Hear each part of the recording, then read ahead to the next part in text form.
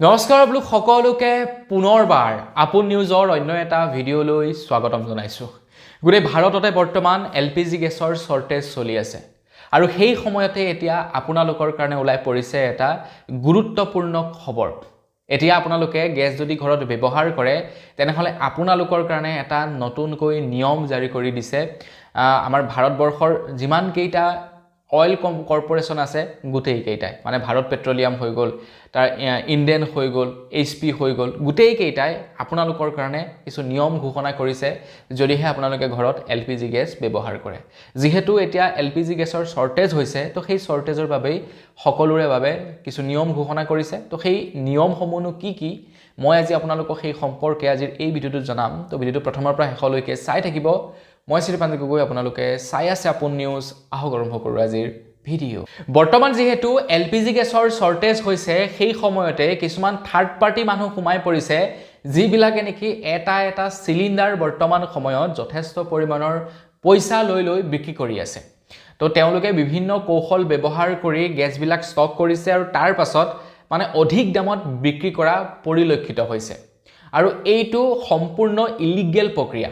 এইটো কৰিবই নোৱাৰে কোনো কাৰণত LPG গেছ ষ্টক কৰি আপুনি বিক্ৰী কৰিব নোৱাৰে উইদাউট লাইসেন্সত। কিন্তু আজিকালি আৰু এইবিলাক কি নোৱাৰো, লাইসেন্স নোহোৱাকৈ মানুহে অবিৰতভাৱে তেনেকুৱা ধৰণৰ কাম কাজবিলাক কৰি আছে আৰু সেইটোটা ইমান ডাঙৰ ইস্যু নহলহেঁতেন যদিহে এই শৰ্টেজটো নহলেহেঁতেন। এতিয়া এই শৰ্টেজৰ সময়ত কিছু নিয়ম হাল সলনি কৰি দিছে যাতে মানুহে খুব সুন্দৰকৈ গেছ পাই থাকে। কিছুমান এনেকুৱা মানুহ আছে যিবিলাকৰ নেকি 2-3টা টেংকি আছে, তেওঁলোকে কি কৰিছে 2-3টা টেংকি যেতিয়াই পাইছে তেতিয়াই ষ্টক কৰি ৰাখি দিছে আৰু নোপোৱাবিলাকে নাই পোৱা। এতিয়া সেই ব্যক্তিজনে বা সেই মানুহজনে 3টা টেংকি ষ্টক কৰাতকে এটা টেংকি লৈ বাকি 2টা টেংকি যদি বেলেগক দি দিলেহেঁতেন বাকি দুঘৰ মানুহ চলি যায়, হয়নে নহয়? বা যিবিলাক নেকি এজেন্সিৰ মানুহ আছে, এজেন্সিৰ মানুহবিলাকে গেছবিলাক 2 নম্বৰী কৰি ষ্টক নকৰি তো তেওঁলোকক যদি গেছবিলাক নিদিলেহেঁতেন, কনজিউমাৰবিলাকে ডাইৰেক্টলি পালেহেঁতেন, তেতিয়া তেওঁলোকৰ চলি গ'লহেঁতেন আৰু 10জন মানুহে চলিব পাৰিলেহেঁতেন। তো এনেকুৱা ধৰণৰ যিবিলাক খেলিমেলি হৈছে এই খেলিমেলিবিলাক নাইকিয়া কৰিবৰ কাৰণে এতিয়া LPG গেছৰ ক্ষেত্ৰত কিছু নিয়ম হাল সলনি কৰি পেলাইছে। তো তাৰ আগতে আপোনালোকে কমেন্ট সেকশনত জনাওকচোন আপোনালোকৰ মাহেকত বাৰু কেইটা LPG চিলিণ্ডাৰ ব্যৱহাৰ হয়, কমেন্ট সেকশনত জনাব।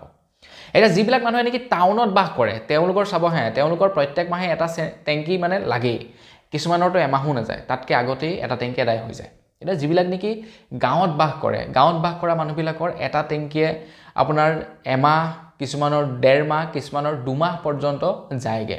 কাৰণ গাঁৱত কি হয় কেৱল আপোনাৰ গেছৰ ওপৰতে মানে নিৰ্ভৰশীল নহয়, গেছৰ উপৰিও খৰিত ভাত ৰান্ধে, হয় নহয়? গাঁৱৰ মানুহবিলাকে তেনেকুৱা। কিন্তু টাউনৰ মানুহবিলাকে ডাইৰেক্টলি গেছৰ ওপৰতে নিৰ্ভৰশীল, যাৰ কাৰণে তেওঁলোকক গেছ লাগিয়ে থাকে। গেছ যদি কেনেবাকে নাইকিয়া হ'বলৈ হয় ন, তেওঁলোক মানে ডাঙৰ ঝামেলাত পৰি যাব। এতিয়া আমাৰ ঘৰবিলাকত গেছ এদাই হ'ল আৰু এদাই হ'ল, ইমান আমাৰ কাৰণে ডাঙৰ ইস্যু নহয়। খৰি আছে বাৰীত, খৰি কাটিম, আৰামছে ভাত বনাই খাই দিম, আমাৰ কাৰণে ইমান ডাঙৰ ইস্যু নহয় এইটো। কিন্তু যিবিলাক নেকি টাউনত থকা মানুহ তেওঁলোকৰ কাৰণে এইটো এটা বিৰাট ডাঙৰ ইস্যু। গেছ যদি নাপাবলৈ হয় লগে লগে গৈ ইণ্ডাকশ্যন কিনিবগে লাগিব। এতিয়া সেই কাৰণে কিছু নিয়ম চেঞ্জ কৰিছে যাতে মানুহে গেছৰ শৰ্টেজত ভুগিব নালাগে। কাৰণ যুদ্ধ কেতিয়ালৈকে চলি থাকে তাৰ কোনো ঠিক নাই। এতিয়া 3খন জাহাজ আহিছেহে, 3খন জাহাজ আহি পাই তাৰ পৰা গেছ উলিয়াই মানুহক দিও মানে যথেষ্ট সময় লাগি যাব। তো তাৰ কাৰণে এতিয়া যিমান কেইটা অইল কোম্পানী আছে গোটেই অইল কোম্পানী কেইটাই নিয়ম বান্ধিছে যে টাউনৰ মানুহে এটা গেছ লোৱাৰ 25 দিনৰ পাছতহে গেছ বুক কৰিব পাৰিব। আগতে 15 দিনতে বুক কৰিব পাৰিছিলে। ধৰি লওক আপুনি 1 তাৰিখৰ দিনাখন গেছ এটা ল'লে, আপোনালোকে 16 তাৰিখৰ দিনাখন আকৌ বুক কৰিব পাৰে, মানে সেই মাহটোৰ ভিতৰতে। তাৰ পাছত কি কৰিলে এতিয়া 16 তাৰিখ নহয়, এতিয়া আপোনালোকে 26 তাৰিখৰ দিনাখনহে বুক কৰিব পাৰিব। মানে 1 তাৰিখৰ দিনাখন যদি গেছ লয় আকৌ আপুনি 26 তাৰিখৰ দিনাখনহে গেছ বুক কৰিব পাৰিব। এই নিয়মটো বনাইছে টাউনৰ মানুহবিলাকৰ কাৰণে, যেহেতু টাউনৰ মানুহবিলাকৰ গেছ বেছিকৈ লাগে। এটা গাঁৱলীয়া মানুহবিলাকৰ কাৰণে অকণমান নিয়মটো আৰু দীঘলীয়া কৰি দিছে। গাঁৱলীয়া মানুহবিলাকে এটা গেছ লোৱাৰ পাছত 45 দিনৰ পাছতহে আকৌ বুক কৰিব পাৰিব। গাঁৱৰ মানুহবিলাকে, গ্ৰাম্যাঞ্চলৰ যিবিলাক মানুহ থাকিব তেওঁলোকে এটা টেংকি লোৱাৰ 45 দিনৰ পাছতহে দ্বিতীয়টো টেংকি বুক কৰিব পাৰিব বুলি জনাইছে। ইয়াৰ ফলত বহুখিনি মানে লাভালাভ হ'ব। প্ৰথমটো হৈ গ'ল কি যে যিবিলাক নেকি থাৰ্ড পাৰ্টি মানুহ সোমাই থাকে সেই থাৰ্ড পাৰ্টি মানুহবিলাকৰ টোটালি নাইকিয়া হ'ব।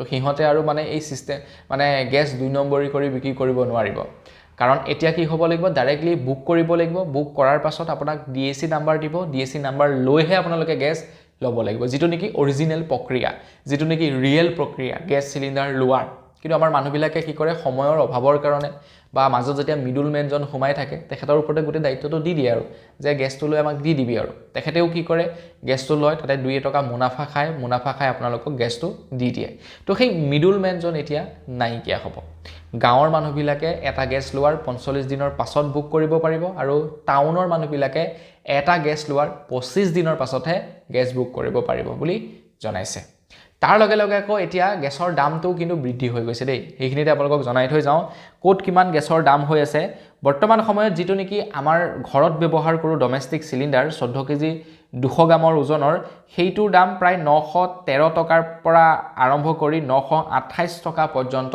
হৈছে গৈ তাৰ লগতে যেটো নেকি আমি আপোনাৰ ডমেষ্টিক কমাৰ্চিয়েল সিলিন্ডাৰ ব্যৱহাৰ কৰো দোকান বিলাকত তো সেইটোৰ দাম হৈছে আপোনাৰ 1883 টকাৰ পৰা 2043 টকা পৰ্যন্ত মানে ঠাই ভেদে অকনমান ইফাল দাম বিলাক অকনমান ইফাল হৈছে বাকি ধৰি লওক ভাৰতৰ 2 টকা কম হ'ব পাৰে ইণ্ডিয়ানৰ 2 টকা ইফাল হ'ব পাৰে এছপি 2 টকা ইফাল হ'ব পাৰে কিন্তু এক্সাক্ট এমাউন্টটো ইমানটোৱে মানে গেছৰ দাম যথেষ্ট পৰিমাণৰ বাঢ়িছে তো বন্ধুসকল বস আজি ভিডিও জনাবলগীয়া খবৰ ইমানটোৱে আছিল গেছৰ সৎ ব্যৱহাৰ কৰক ভালদৰে ব্যৱহাৰ কৰক ঠিক আছে মাজে মাজে খৰিও ব্যৱহাৰ কৰক নহলে গেছৰ শৰ্টেজ হলে বৰ বেয়াকৈ শৰ্টেজ হ'ব মানে গেছ পাবলৈ নাইকিয়া হৈছে এতিয়া তো বন্ধুসকল বস আজি ভিডিও জনাবলগীয়া খবৰ ইমানটোৱে আছিল খবৰটো জানি কেনে পালে জনাব তো পুনৰ এটা ভিডিও লগ পোৱাৰ আশা থাকিলে বিদায় মাগিছো ধন্যবাদ জয় অসম